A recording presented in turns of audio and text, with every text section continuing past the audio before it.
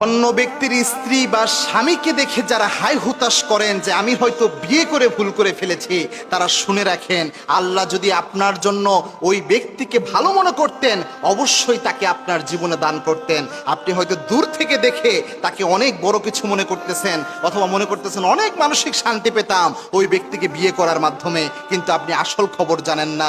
আপনি যেটার যোগ্য আল্লাহ আপনাকে ওই জিনিসটাই দান করেছেন। হ্যাঁ, ব্যতিক্রমও হতে পারে, তবে যেটাকে আল্লাহ আপনাকে দান করেছেন ওটাকে নিয়ামত হিসাবে নেন, ওটাকে সুন্দরভাবে লালন পালন করে সুন্দর জীবন যাপন করে অল্প দিনের দুনিয়াটা কাটিয়ে দেন। মনে রাখবেন, চাঁদ দূর থেকে দেখেই সুন্দর মনে হয়, যখন আপনি চাঁদের মধ্যে চলে যাবেন দেখবেন বালিকণা ছাড়া আর কিচ্ছু ওই জায়গায় খুঁজে পাওয়া যায় না, ওই সৌন্দর্য আর থাকে না। এজন্য যা পেয়েছেন আলহামদুলিল্লাহ বলেন। আল্লাহর হাবিব বলেছেন, স্ত্রীর উপর সন্তুষ্ট থেকে কোনো ব্যক্তি যদি জীবন পার করে দিতে পারে, গুনায় না জড়ায়, নিজেকে হেফাজত করে, ওই ব্যক্তির জন্য জান্নাতের অজস্র নিয়ামত আল্লাহ রাব্বুল আলামিন রেখে দেয়।